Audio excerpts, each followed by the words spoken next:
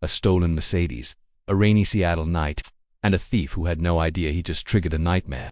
Jake Morrison thought he had committed the perfect crime, slipping into a luxury sedan parked outside a quiet Capitol Hill cafe, hot-wiring the engine, and vanishing into the wet, gleaming streets. No witnesses, no alarms, just another successful score in a city where expensive cars practically begged to be taken. But Jake made one fatal mistake. He stole from Viktor Sokolov. Who is Viktor Sokolov? Not your average car owner, not a businessman running late for a meeting. Viktor is a ghost from the Cold War, a former KGB operative who spent decades hunting targets across continents, extracting confessions from hardened criminals, and disappearing into shadows that most people don't even know exist. For over 20 years, he tracked enemies of the state through Moscow's frozen streets, through the chaos of Berlin, through the back alleys of cities where one wrong move meant a bullet in the dark. And now, in his quiet retirement in Seattle, some reckless kid just woke him up. This isn't a story about a car theft. This is a story about what happens when you cross a man who was trained to find anyone, anywhere, no matter how well they hide. A man who doesn't need the police. A man who doesn't need backup. A man who only needs patience, precision, and the skills that never fade, no matter how many years pass. Jake thought he was free. He thought he'd gotten away with it. But Viktor Sokolov was already watching, already calculating, already beginning the hunt. What happens when a young street thief faces off against one of the most dangerous men to ever walk the earth? How far will Viktor go to reclaim what's his? And can Jake survive long enough to realize that the biggest mistake of his life might also become his only chance at redemption? The chase is on. And no one escapes Viktor Sokolov. The rain hammered down on Seattle's Capitol Hill neighborhood like a relentless drumbeat, turning the streets into rivers of neon reflections. It was the kind of night where most people stayed indoors, wrapped in blankets with hot coffee, watching the storm rage outside their windows. But Jake Morrison wasn't most people. At 28 years old, Jake had learned to survive by exploiting moments exactly like this, when the weather kept witnesses inside and security cameras struggled through the downpour. He stood across the street from Espresso Vivace, a small, unassuming cafe known among locals for serving some of the best coffee in the city. Through the Rain Street window, Jake could see a handful of customers nursing their drinks, lost in books or laptops. But Jake wasn't interested in coffee. His eyes were locked on the black Mercedes-Benz S-Class parked directly in front of the cafe, its sleek body glistening under the streetlights. Jake had been hustling on these streets for nearly a decade. He knew cars, he knew neighborhoods, and he knew opportunity when he saw it. This Mercedes was top of the line, easily worth over $100,000. More importantly, it was sitting in a neighborhood where wealthy tech workers and executives often left their vehicles unattended for just long enough to become targets. Jake's pulse quickened as he watched the cafe entrance. No one came out. Perfect. He pulled his hood over his head and crossed the street with practiced casualty, hands in his pockets, eyes down. To anyone watching, he was just another pedestrian trying to get out of the rain. But his mind was racing through the familiar routine. Check for alarms, scan for cameras, time the approach. Jake had stolen dozens of cars in his life, and each one felt like a small victory against a world that had never given him a fair chance. As he reached the Mercedes, Jake glanced through the cafe window one more time. Still no movement toward the door. He dropped to one knee beside the driver's side, pulling out a Slim Jim and a small electronic device from inside his jacket. His fingers moved with the confidence of someone who had done this 100 times before. Within 90 seconds, he had the door open. Within 3 minutes, the engine purred to life. Jake slid into the driver's seat and allowed himself a small grin. The interior was immaculate leather seats that smelled brand new, a dashboard that looked like a spaceship control panel, and that unmistakable feeling of luxury that he'd only ever experienced in stolen vehicles. He adjusted the rearview mirror, checked the street one final time, and then pulled smoothly away from the curb. What Jake didn't see was the man sitting in the far corner of the cafe, half hidden behind a newspaper. Viktor Sokolov was 67 years old, with silver hair combed back neatly and a face that revealed nothing. He wore a simple gray sweater and dark trousers, unremarkable, forgettable. To anyone who glanced at him, he was just another older gentleman enjoying an evening espresso. But Viktor wasn't reading the newspaper. He was watching the reflection in the cafe window. He had seen Jake approach. He had seen the theft happen in real time, and he had made a decision. Viktor slowly folded his newspaper and placed it on the table. He took one final sip of his espresso, savoring the bitter taste, then stood and walked calmly to the counter. The young barista looked up with a friendly smile. "Everything okay, sir?" "Perfect, thank you," Viktor replied in his faint Russian accent. "Just perfect." He walked out into the rain without an umbrella, his expression unchanged. As he stood on the sidewalk where his Mercedes had been parked just minutes ago, Viktor didn't reach for his phone to call the police. He didn't panic or curse or show any sign of distress. Instead, he looked down the street in the direction Jake had driven, his eyes narrowing slightly. Viktor had spent 30 years with the KGB, tracking down enemies of the state, extracting information from people who didn't want to talk, and completing missions that officially never happened. He had hunted criminals through Moscow's brutal winters, through war zones in Afghanistan, through the shadowy underworld of Eastern Europe during its most chaotic years. He had found people who were protected by armed guards, people who had changed their identities, people who thought they were untouchable, and he had never failed. Calling the police would be an insult to everything he had been. This wasn't a job for bureaucrats filling out forms and checking databases. This was personal. Someone had taken something that belonged to him, and that someone was about to learn a lesson that no prison sentence could teach. Victor pulled a small device from his pocket, a relic from his operational days that he had modified and kept active, just in case.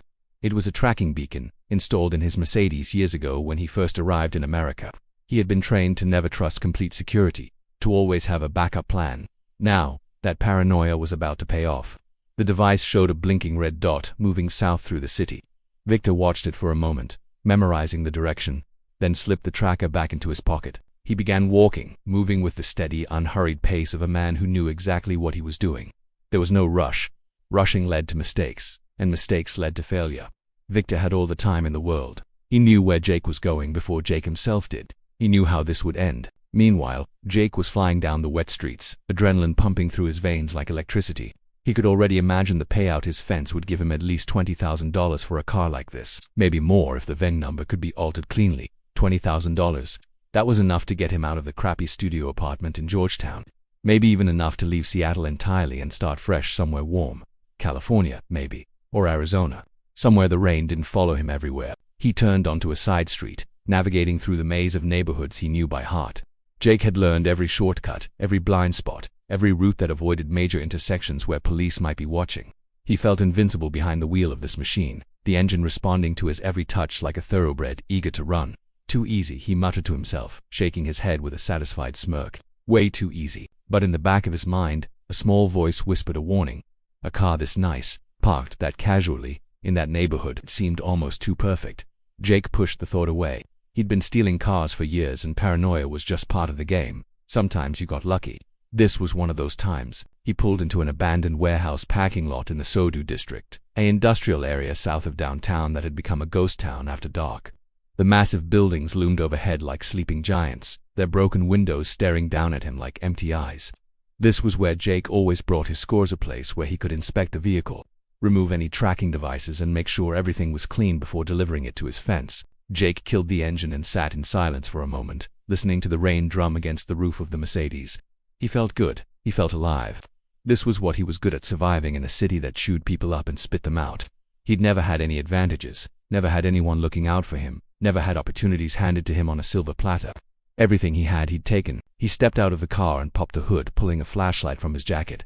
He needed to check for GPS trackers, hidden cameras, anything that might compromise the sale. As he bent over the engine, his flashlight beam dancing across the machinery, Jake allowed himself to imagine the life he'd have once he sold this beauty. No more petty thefts, no more living paycheck to paycheck. Maybe he'd even go legitimate, get a real job, become someone respectable. But those dreams were about to shatter, because 3 blocks away, Viktor Sokolov was walking through the rain, his tracker leading him directly to the warehouse. And when Viktor Sokolov began a hunt, there was only one possible ending. This is just the beginning of Jake's nightmare. If you want to see what happens next, make sure you subscribe to this channel, hit that like button, and drop a comment below telling us what you think Viktor will do when he finds Jake. Will he call the police? Will he confront him directly? Or is something far more intense about to unfold? The next chapter reveals Viktor's true capabilities, and trust me, you won't want to miss it. Stay tuned, because the hunt is just getting started. Viktor Sokolov's apartment in Queen Anne was the kind of place most people would walk past without a second glance. It occupied the 3rd floor of a modest building with views of the Space Needle in the distance. But Viktor rarely looked at the view. The interior was sparse functional furniture, no photographs on the walls, no personal touches that might reveal who he really was. A single bookshelf held volumes in Russian, English, and German. A small desk near the window supported a laptop and a vintage rotary phone that Viktor kept purely for its simplicity. He had lived here for 15 years. Ever since defecting from Russia in the chaotic aftermath of the Soviet Union's collapse, the KGB had become the FSB. Old allegiances had crumbled, and Viktor had made the calculated decision to disappear into the American landscape. The CIA had welcomed him with open arms. Of course, a decorated operative with decades of field experience was worth his weight in gold. They had debriefed him for months, extracted every piece of valuable intelligence from his memory, and then set him up with a new identity and a comfortable retirement stipend. But retirement didn't erase who Viktor was. It didn't delete the skills that had been burned into his nervous system through years of brutal training and real-world operations. If anything, the quiet years in Seattle had sharpened those skills. refined them, turned them into something more dangerous precisely because they were no longer constrained by bureaucratic oversight or political considerations. Now, as Victor entered his apartment and closed the door behind him, he moved with the same calm precision that had defined his entire career. He didn't turn on the main lights. Instead, he walked directly to his desk, powered up his laptop, and pulled up a proprietary tracking program he had coded himself years ago. The blinking red dot on the screen showed Jake's location in Sodu stationary now. Victor allowed himself a thin smile. The boy had stopped, probably thinking he was safe, probably checking the car for tracking devices. Good luck with that, Victor thought. His tracker was military grade, installed deep within the vehicle's frame and designed to be undetectable by civilian equipment. It was powered by the car's electrical system and would continue transmitting for as long as the Mercedes existed. But Victor didn't just rely on technology. He opened another window on his laptop and accessed a network of street cameras throughout Seattle, not the official police feeds, which were heavily monitored and logged, but a parallel network of private security cameras that Victor had quietly gained access to over the years through methods he never discussed with anyone. He had always believed in maintaining operational capabilities even in retirement. You never knew when the past might come knocking. Within minutes, Victor had pulled up footage from the Capitol Hill area, rewinding to the moment of the theft. He watched Jake's approach, analyzed his movements, noted the practiced efficiency of his technique. This wasn't an amateur, this was someone who had done this many times before. Victor zoomed in on Jake's face during the brief moment when he had glanced toward the cafe, capturing a clear image. He ran the photo through facial recognition software connected to various databases, some legal, some less so. Results appeared within seconds. Jake Morrison, 28 years old, born in Tacoma, moved to Seattle at 19. Multiple arrests for petty theft, breaking and entering, and possession of stolen property. No convictions that stuck. Jake was either lucky or smart enough to avoid serious prison time. Current address listed as a studio apartment in Georgetown, though the records were 9 months old. Victor copied the address into his notes. He continued digging, pulling up social media profiles that Jake had tried to keep private. Phone records from burner phones that weren't quite as anonymous as Jake thought, and even surveillance footage from previous thefts that had never been solved.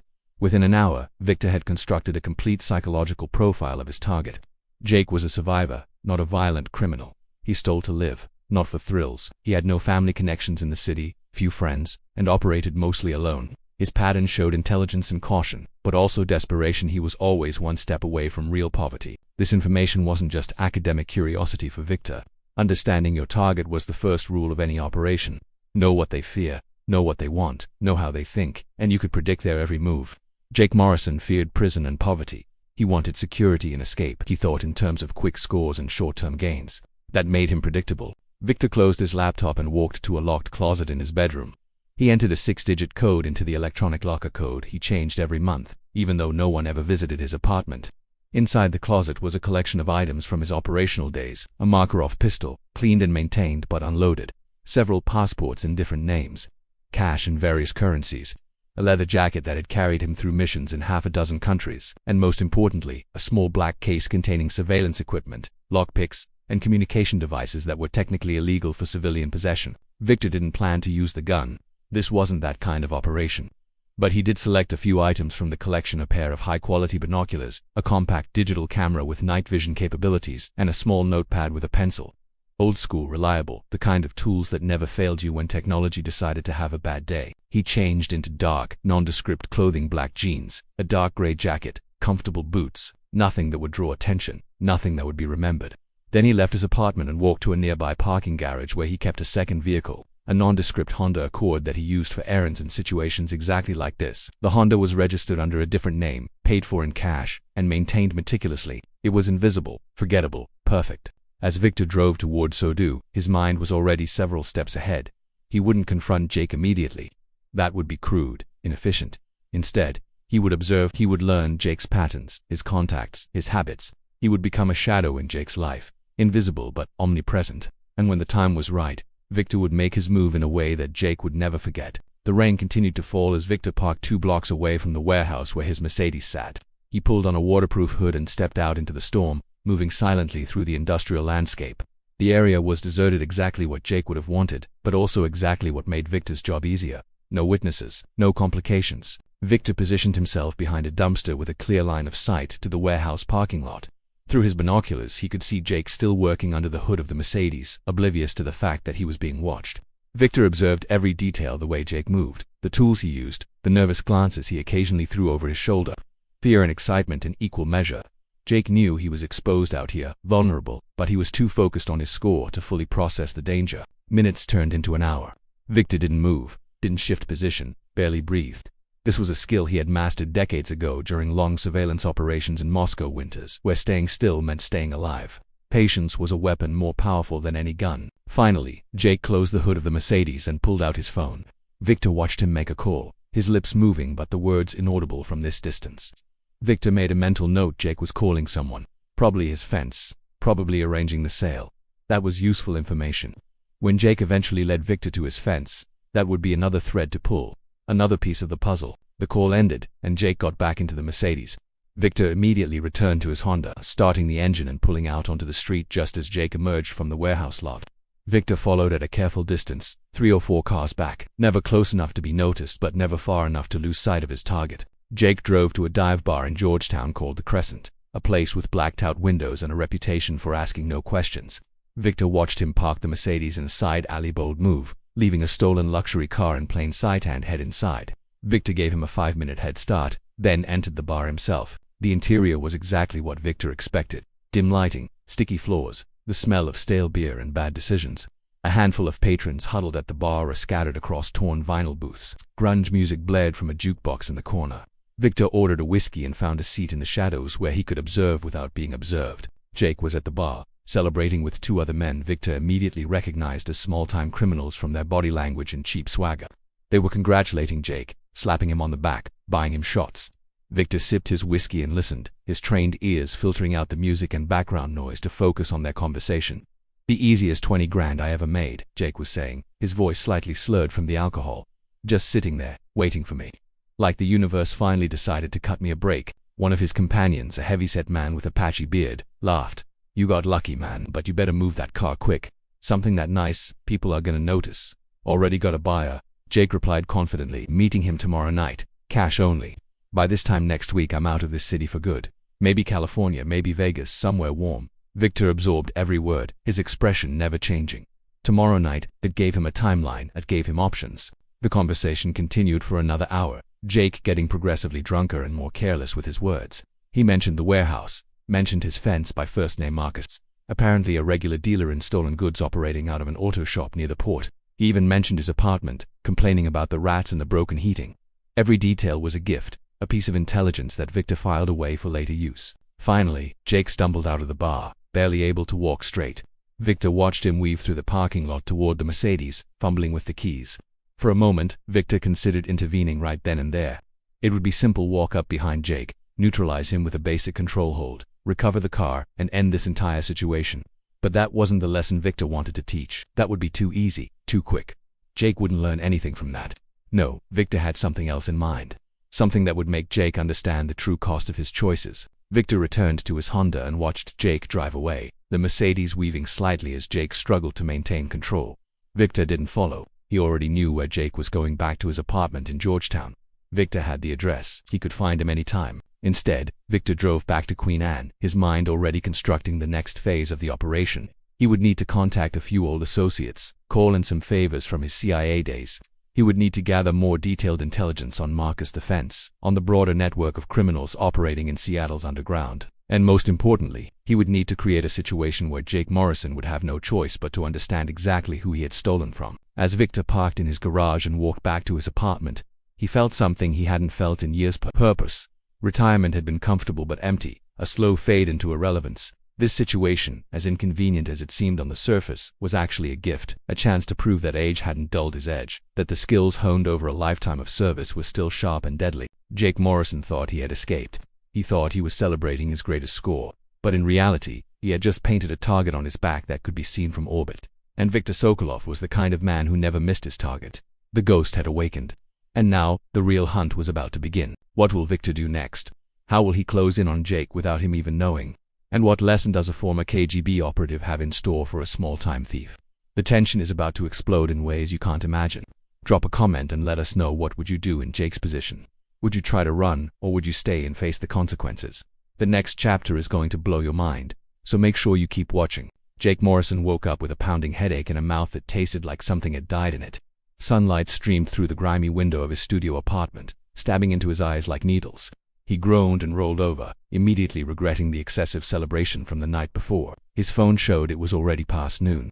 He'd slept through half the day, but as the fog of hangover slowly cleared from his mind, Jake remembered why he'd been celebrating the Mercedes. The score: tomorrow night he'd meet Marcus and walk away with enough cash to finally leave this miserable city behind. A smile crept across his face despite the headache. This was it. This was his ticket out. He forced himself out of bed and stumbled to the small bathroom, splashing cold water on his face. As he looked at himself in the cracked mirror, Jake almost didn't recognize the man staring back. 28 years old, but looking closer to 40, with dark circles under his eyes and a face that showed every hard year he'd lived. When had he started looking so worn down?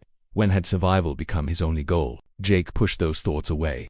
That was the old Jake. The new Jake, the one with $20,000 in his pocket, would get a fresh start. New city, new opportunities, maybe even a legitimate job. It wasn't too late to turn things around. He pulled on jeans and a t-shirt, then walked to the window and pulled aside the tattered curtain to check on the Mercedes. He'd parked it in the alley behind his building, covered with a tarp he'd scavenged from the warehouse. From this angle, the car was barely visible, just a dark shape among the garbage bins and discarded furniture that littered the alley. Perfect. No one would look twice at it. But as Jake stared down at the alley, a strange feeling crept up his spine. Something felt off.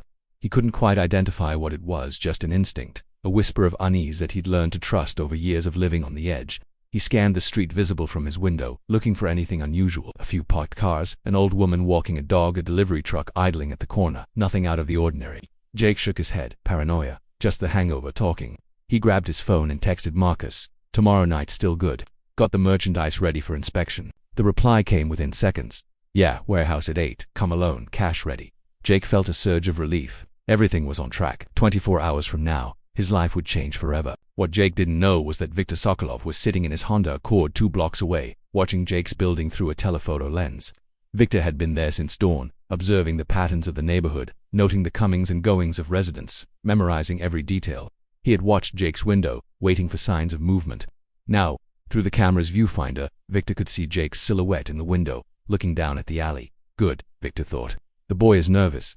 That means his instincts are working, even if he doesn't understand why. Viktor had spent the entire previous night and morning making preparations. He had reached out to an old contact from his CIA days, a technical specialist who owed Viktor several favors.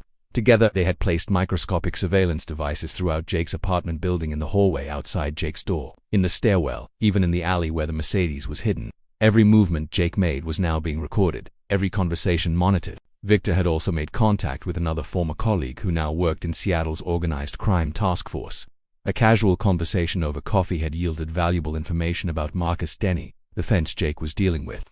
Marcus operated out of a legitimate-looking auto repair shop near the port, but his real business was moving stolen property through a network that stretched from Vancouver to Los Angeles. He had connections to Russian organized crime, which made Viktor's approach even more strategic. A few phone calls to the right people, mentioning the right names from his past, and suddenly Marcus's entire operation was under a microscope. But Viktor wasn't trying to get Marcus arrested.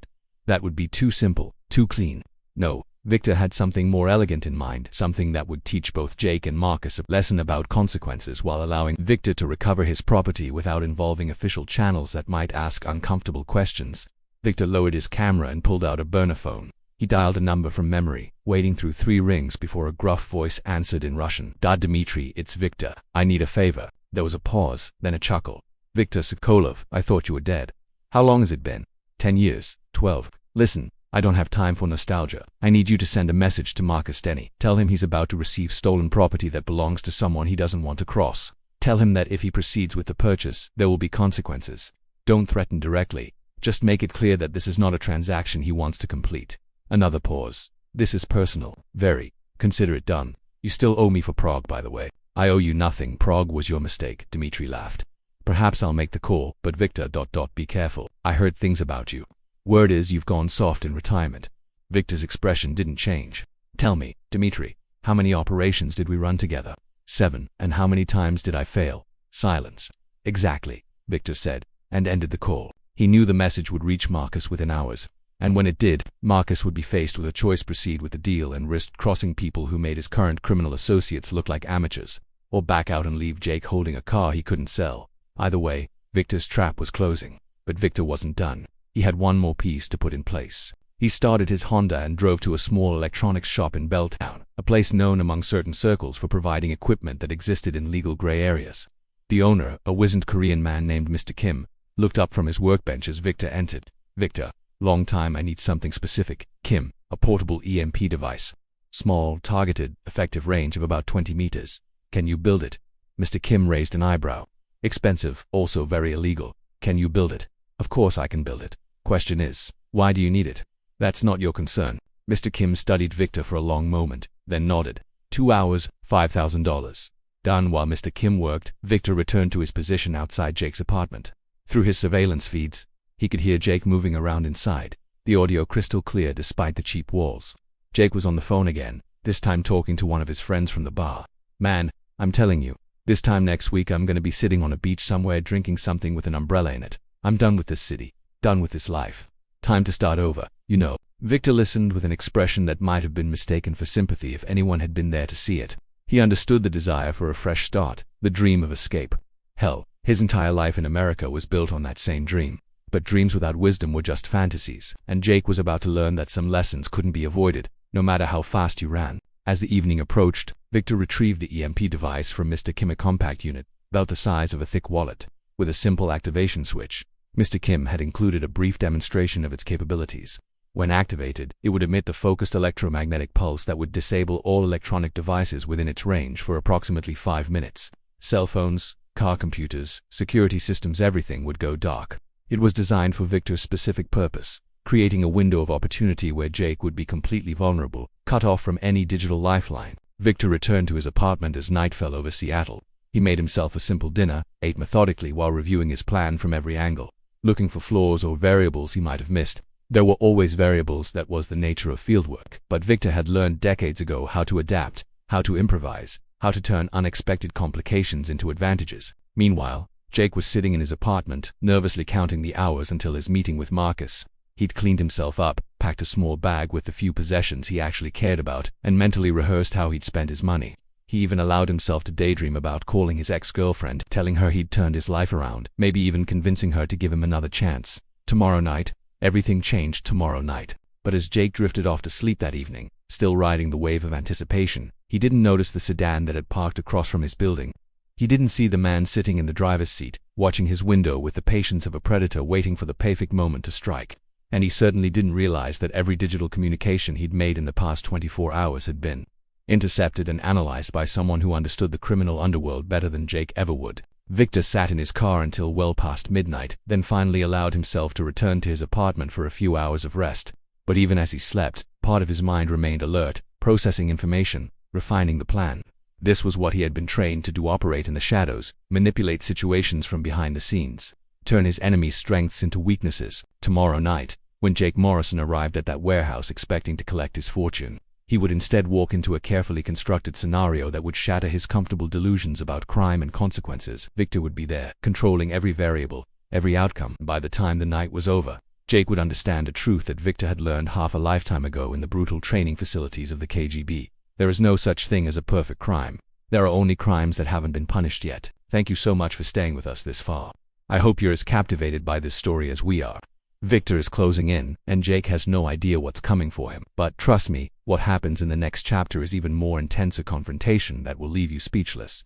Before we continue, hit that subscribe button if you haven't already, because this channel is dedicated to bringing you the most gripping, emotional, and unforgettable stories. The best is yet to come, and you don't want to miss a single moment of what Victor has planned. The warehouse sat at the edge of Seattle's industrial port district, a massive concrete structure that had been abandoned for years after the shipping company that owned it went bankrupt. Its windows were broken, its walls covered in graffiti, and its interior was a maze of empty loading docks and rusted machinery. It was the perfect location for illegal transactions, isolated, difficult to surveil, and with multiple exit routes for anyone who needed to leave in a hurry. Jake arrived 15 minutes early, driving the Mercedes slowly through the dark streets, his heart pounding with a mixture of excitement and nervous energy. This was it. The moment everything changed. He could already feel the weight of $20,000 in his hands, could already taste the freedom it would buy him. He pulled into the warehouse's parking area and killed the engine, sitting in silence for a moment to calm his nerves. The rain had stopped, leaving the night clear and cold, with a thin mist rising from the wet pavement. Jake checked his phone. 7:47 p.m. Marcus would arrive soon. Everything was going according to plan. But as Jake sat there in the darkness, That same uneasy feeling from earlier crept back into his consciousness. Something felt wrong. The night was too quiet, too still. Where were the usual sounds of the port, the distant horns of ships, the rumble of trucks, the voices of workers? The silence pressed against his ears like cotton. Jake shook his head, trying to dispel the paranoia. He was just nervous, that's all. Big scores always made him nervous. He grabbed his phone to text Marcus, to confirm everything was still on schedule. But before he could type anything, the phone's screen went dark. Dead, battery at 0, even though it had been fully charged when he left his apartment. What the hell? Jake muttered, pressing the power button repeatedly. Nothing. The phone was completely unresponsive. That's when he heard footsteps, slow, measured, approaching from behind the car. Jake spun around, his hand instinctively reaching for the door lock. Through the rear window, he could see a figure emerging from the shadows, an older man in a dark jacket, walking with the calm confidence of someone who owned the night. Victor Suk. Jake's blood turned to ice. He didn't know who this man was, but every survival instinct he possessed was screaming at him to run. There was something about the way the man moved, something predatory and inevitable, that triggered a primal response in Jake's nervous system. This wasn't Marcus, this was something far more dangerous. Jake tried to start the car, his hands fumbling with the keys, but nothing happened. The Mercedes' sophisticated electronic systems were completely dead, victims of Victor's EMP device. No engine, no locks, no escape. Victor reached the driver's side door and knocked gently on the window, the sound sharp and deliberate in the silence. Jake stared at him through the glass, frozen with indecision. Run, fight, surrender.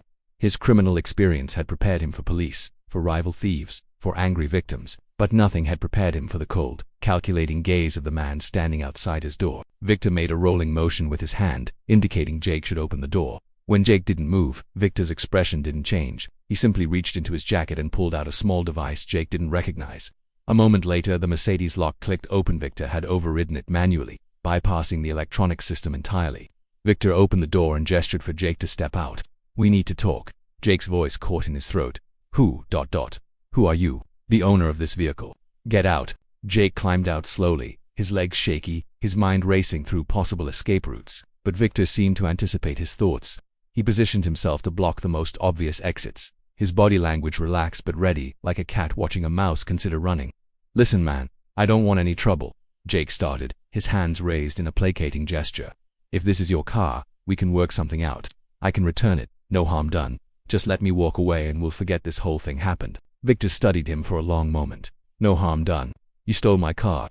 You drove it recklessly through the city while intoxicated. You brought it here to sell to a criminal fence, and you think no harm was done. I didn't know it was yours. I mean, I didn't know who you were. It was just business, you know, nothing personal." "Everything is personal," Victor replied. "The car is personal. The violation of my property is personal. Your assumption that you could take what doesn't belong to you without consequences is very personal." Jake took a step back, bumping against the Mercedes. "Look, I'm sorry, okay? I made a mistake. I'll make it right. Just tell me what you want." Victor moved closer, his movements fluid and controlled. "What I want is for you to understand something important. Something you should have learned a long time ago. There are some people in this world you don't steal from, not because they'll call the police, not because they'll take you to court, but because they'll teach you a lesson you'll carry for the rest of your life." Jake's hands were trembling now. "What are you going to do to me?" "That depends on you," Victor said. "I could turn you over to the police right now. Your fingerprints are all over this car.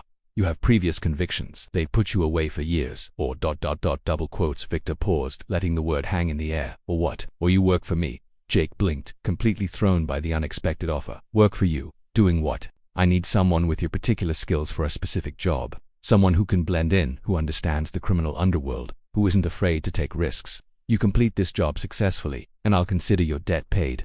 You walk away clean, no police, no consequences. You fail or you betray me, and I'll make sure you spend the next decade in prison regretting the night you stole my car. Those are your options." Jake's mind was reeling.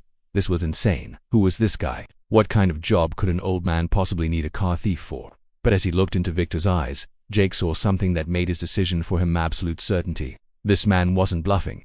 This man wasn't someone you said no to. "What's the job?" Jake asked quietly. Victor pulled out a small tablet from his jacket, and affected by the EMP device, Jake noted on pulled up a photograph, showed a middle-aged man with slicked back hair and an expensive suit, sitting at an outdoor cafe. "This man's name is Dmitry Volkov. He's a former colleague of mine who has recently come into possession of information that doesn't belong to him. Information that could endanger innocent people if it falls into the wrong hands. He's planning to sell this information at a private event in Portland tomorrow night. Your job is to help me retrieve it before that happens." "Wait, Portland tomorrow night?" That's crazy. I don't even know what you're talking about. Information. What kind of information? That's not your concern. Your concern is doing exactly what I tell you, when I tell you, without question. Can you do that? Jake looked at the Mercedes, at Victor, at the empty warehouse around them. He thought about the life he'd been planning just hours ago, the escape, the fresh start, the freedom. All of it was evaporating like morning mist, but what choice did he have? This man had found him, tracked him, cornered him with the efficiency of someone who had done this 1,000 times before. Running would be pointless. Fighting would be suicide. If I do this, Jake said slowly, you promise I walk away clean. No police, no revenge, nothing. I keep my promises always. But understand this, Jake. Victor used his name, and Jake felt a chill realizing this stranger knew everything about him. If you try to run, I will find you. If you try to warn Dmitri, I will know. If you betray me in any way, what happens next will make prison seem like a vacation. Do you understand? Jake nodded, his mouth dry. I understand. Good. We leave for Portland in 3 hours. Go home. Pack light. Tell no one where you're going. I'll pick you up at 11. And Jake. Victor's expression softened slightly, almost imperceptibly. This is your chance to be more than what you've been. Don't waste it. Victor turned and walked away, disappearing into the shadows as completely as he had appeared.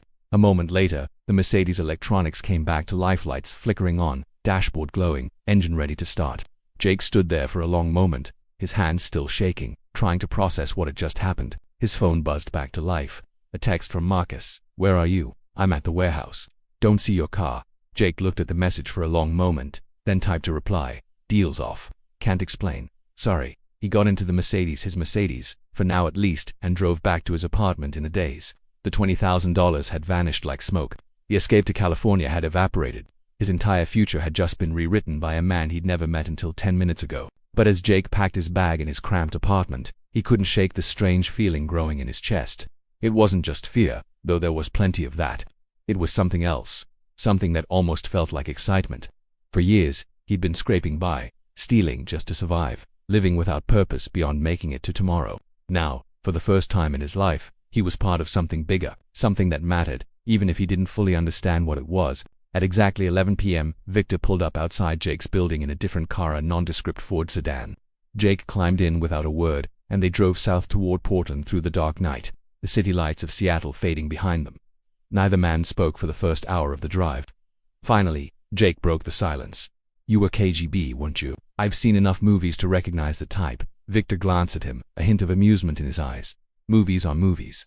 Reality is something else. But you were. That's why you knew how to find me, how to track the car, how to shut down everything electronically. You've done this before, many times. In places far more dangerous than Seattle. So why retire? Why leave all that behind? Victor was quiet for a moment. Because every war ends eventually, and when it does, you have to decide what kind of person you want to be in peace. I chose a quiet life, but apparently the universe had other plans. Jake looked out the window at the passing darkness. I'm sorry I stole your car. I know. That's why you're still alive. They drove on through the night. An unlikely pair bound together by circumstance and necessity, a former Cold War operative and a desperate thief, heading toward a confrontation that would change both their lives in ways neither could predict. And somewhere in Portland, Dmitri Volkov was preparing for his high society party, completely unaware that Viktor Sokolov was coming for him. We're almost at the end of this incredible journey, but the most intense moments are still ahead. What will happen when Victor and Jake face Dmitri? Will their improvised partnership survive the pressure? If you've made it this far, you're clearly hooked on this story. So make sure you're subscribed to this channel and hit that like button, because stories like this are what we're all about. Drop a comment and let us know. Do you think Jake deserves a second chance? Stick around for the finale, because you won't believe how this all comes together. Portland greeted them with drizzling rain and streets that glistened under amber streetlights. They arrived in the early hours of morning and checked into a modest hotel near the Pearl District, where Victor had reserved 2 adjoining rooms under false names. Jake collapsed onto his bed, exhausted from the drive and the emotional roller coaster of the past day. But Victor remained alert, immediately setting up his laptop and pulling up detailed schematics of the building where Dmitri's party would take place. Get some sleep, Victor ordered. We have a lot to do when you wake up. Jake tried to sleep, but his mind wouldn't settle. He kept thinking about the impossible situation he'd stumbled into, about this mysterious old man who had turned his life upside down with the calm efficiency of someone folding laundry. Finally, around dawn, Jake gave up and knocked on the adjoining door. Victor opened it immediately, looking as fresh as if he'd slept for 10 hours instead of not sleeping at all. Can't sleep. How do you do it? Jake asked. Stay so calm, so in control, all the time. Victor gestured for Jake to sit at the small table by the window. He poured 2 cups of coffee from the pot he'd already made. Training, experience, and knowing that panic accomplishes nothing. When I was your age, I was stationed in Berlin during the Cold War. Every day could have been my last. Every decision could have meant life or death, not just for me, but for dozens of others. You learn quickly to control your emotions, to think clearly under pressure, or you don't survive. That sounds terrifying. It was, but it was also purposeful. Every action mattered. Every mission had meaning. Victor looked out the window at the waking city. I've been retired for 15 years, Jake, and every day of those 15 years, I felt like a ghost, alive but not living, existing but without purpose. When you stole my car, you gave me something I didn't know I was missing. A reason to be who I used to be, even if just for a little while. Jake sipped his coffee, processing this revelation. So this whole thing, tracking me down, forcing me to help you, it wasn't just about the car. The car was the excuse. What matters is the mission. And the fact that someone like you, son, who's made mistakes, who's living without direction, gets a chance to be part of something that matters, that's worth more than any car. Before Jake could respond, Victor's phone buzzed. He read the message and nodded with satisfaction. Our contact in Portland just confirmed that Dimitri's party is happening tonight at the Sentinel Hotel's penthouse suite. Black tie event. Invitation only. Approximately 50 guests. Security will be tight but manageable. Wait, black tie? I don't own anything like that. I barely own a clean shirt. Victor smiled slightly, the first genuine smile Jake had seen from him, already handled. We're meeting a tailor in 2 hours.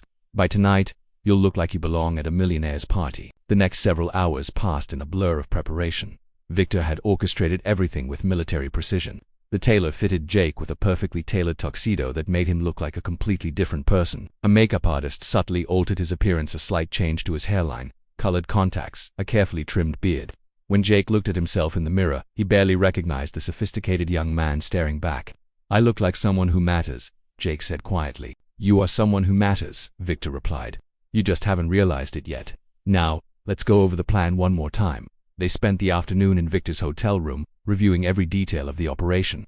Victor had obtained complete architectural plans of the Sentinel Hotel, had mapped out guard rotations, had even identified which waiters would be working the event and which ones could be bribed or distracted. The level of preparation was staggering. Your role is simple, Victor explained.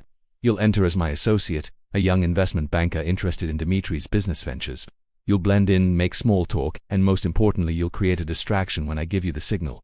Nothing dramatic. Nothing that will get you arrested. Just enough chaos to pull security's attention away from the private study where Dimitri keeps his sensitive materials. And then what? Then I retrieve what I came for, and we leave. Quietly, professionally, without anyone realizing what happened until we're long gone. What if something goes wrong? Victor looked at him with those cold, calculating eyes. Then you improvise. You adapt. You survive. Just like I taught you in the car on the way here. Life doesn't follow a script, Jake. The best operators are the ones who can think on their feet. That evening, as the sun set over Portland, Victor and Jake arrived at the Sentinel Hotel in a hired town car. Jake's hands were sweating inside his expensive leather gloves, but he forced himself to maintain composure. Victor, meanwhile, looked completely at ease in his tailored tuxedo, looking every bit the distinguished European businessman he was pretending to be. They presented forged invitations at the door, Victor's handiwork, naturally, and were admitted without question. The penthouse suite was stunning, decorated with minimalist elegance and filled with Portland's elite. Champagne flowed freely. A string quartet played classical music, and everywhere Jake looked, he saw wealth and power on casual display. Remember, Victor murmured as they entered, confidence is everything. You belong here, believe it, and everyone else will too. Jake nodded and followed Victor into the crowd. Within minutes, Victor had identified Dmitri Volkov, a silver-haired man in his 50s, holding court near the floor-to-ceiling windows, surrounded by admirers. Victor didn't approach him directly. Instead, he positioned himself strategically, observing, waiting for the right moment. Jake, meanwhile, found himself actually enjoying the charade. He made small talk with a tech entrepreneur from Seattle, discussed investment strategies with a venture capitalist, even flirted mildly with a beautiful woman who seemed genuinely interested in him. For the first time in his life, Jake felt what it was like to be treated as an equal rather than as a criminal or a loser. It was intoxicating. An hour into the party, Victor caught Jake's eye and gave a subtle nod. Time for the distraction. Jake excused himself from his conversation and made his way toward the bar, where he accidentally bumped into a waiter carrying a tray of champagne glasses. The tray crashed to the floor with a spectacular sound, glass shattering everywhere, champagne spraying across expensive shoes and designer dresses. Immediate chaos erupted. Security rushed over, concerned guests stepped back, and for exactly 30 seconds, all attention was focused on the mess. 30 seconds was all Victor needed. He slipped away from the main room and moved down a hallway toward Dimitri's private study. The door was locked, but Victor had come prepared. A small electronic device made quick work of the mechanism, and he was inside within 5 seconds. The room was exactly as his intelligence had described, a personal office filled with expensive furniture and private files. Victor went straight to the safe hidden behind a painting, entered a combination he'd obtained through his network of contacts, and retrieved a small USB drive. The entire operation took less than 2 minutes. Victor was back in the main room, champagne glass in hand, before anyone noticed he'd been gone. Jake, meanwhile, was profusely apologizing to the affected guests, offering to pay for dry cleaning, playing the role of embarrassed young professional perfectly by the time security finished cleaning up the mess. The incident was already being laughed off as an unfortunate but minor accident. Victor caught Jake's eye again and gave the smallest nod toward the exit. Time to leave. They made their exit casually, Victor stopping to exchange business cards with several people, Jake thanking the hosts for a wonderful evening. No one suspected anything. No alarms were raised. They simply walked out of the Sentinel Hotel, got into their waiting town car, and drove away into the Portland night. 2 blocks away, Victor finally allowed himself a small smile. "You did well." Jake felt a surge of pride unlike anything he'd experienced before. "We did it. We actually pulled it off. We did. And Dimitri won't even realize the drive is missing until tomorrow at the earliest. By then, the information will be in the right hands, and several innocent people will be protected from blackmail." Who is he blackmailing? Victor considered his answer carefully. People who made mistakes in their past, people who deserve second chances but would have been destroyed if their secrets were exposed. Not so different from you, really. Jake looked out the window at the passing city, his mind racing. "So what happens now? I completed the job. Do I get to walk away?" Victor was quiet for a long moment. "You could walk away. I promised you that.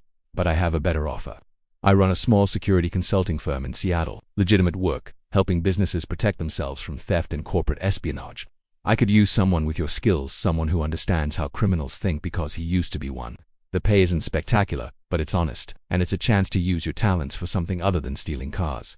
Jake felt tears suddenly burning in his eyes, though he wasn't sure why. "You're offering me a job. A real job. A real job, with real consequences if you screw it up, but also real opportunities if you apply yourself. I see potential in you, Jake. Raw talent that's been wasted on petty crime. I can teach you to be something more, if you're willing to learn."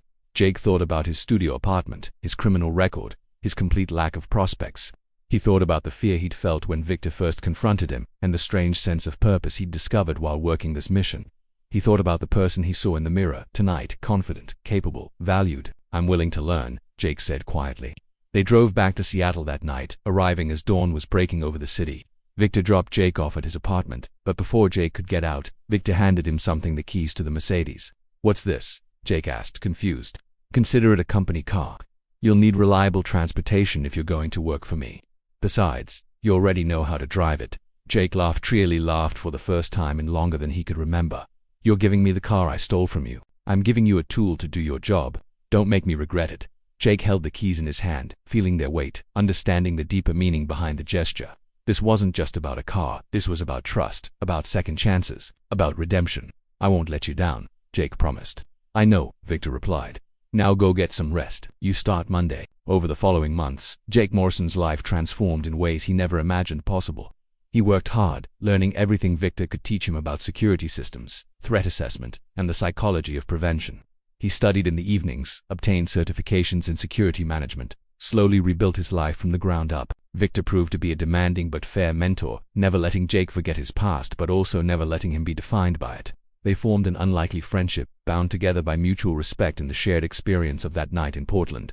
Jake eventually moved out of his terrible studio apartment into a modest but clean one-bedroom place in Capitol Hill. He started dating again, building relationships based on honesty rather than deception. He even reached out to his estranged mother, beginning the long process of repairing that relationship. And Victor, for his part, found that mentoring Jake had given his retirement the meaning he'd been missing. He was no longer a ghost haunting his own life. He was a teacher, a guide, helping someone find their way out of darkness. It turned out that the most important mission of his entire career wasn't something he'd done for the KGB or the CIA. It was saving one young thief from destroying his own life. 1 year after the night Jake stole Victor's car, they sat together in Victor's office, reviewing a security proposal for a major Seattle tech company. The proposal was Jake's work, meticulously prepared and professionally presented. Victor read through it with his characteristic attention to detail, then looked up at Jake with something that might have been pride. "This is excellent work. You've come a long way." Jake smiled. "I had a good teacher. You had the potential. I just gave you the opportunity to realize it." They sat in comfortable silence for a moment. Then Jake said something he'd been wanting to say for a long time. "Thank you, Victor, for not calling the cops that night. For giving me a chance when you had every reason not to. You saved my life. Victor waved off the gratitude with characteristic modesty. You saved your own life, Jake. I just pointed you in the right direction. The hard work, the change, the growth, that was all you. As Jake left the office that evening, walking to the Mercedes that was now legitimately his, he thought about the strange journey that had brought him here. A single terrible decision, a stolen car, and an encounter with a man who could have destroyed him but chose to rebuild him instead. Jake had learned that redemption wasn't a single moment. It wasn't a dramatic transformation. It was a series of small choices, made day after day, to be better than you were yesterday. And it was possible for anyone, no matter how far they'd fallen, as long as someone was willing to believe in them. Victor Sokolov had been that someone for Jake Morrison.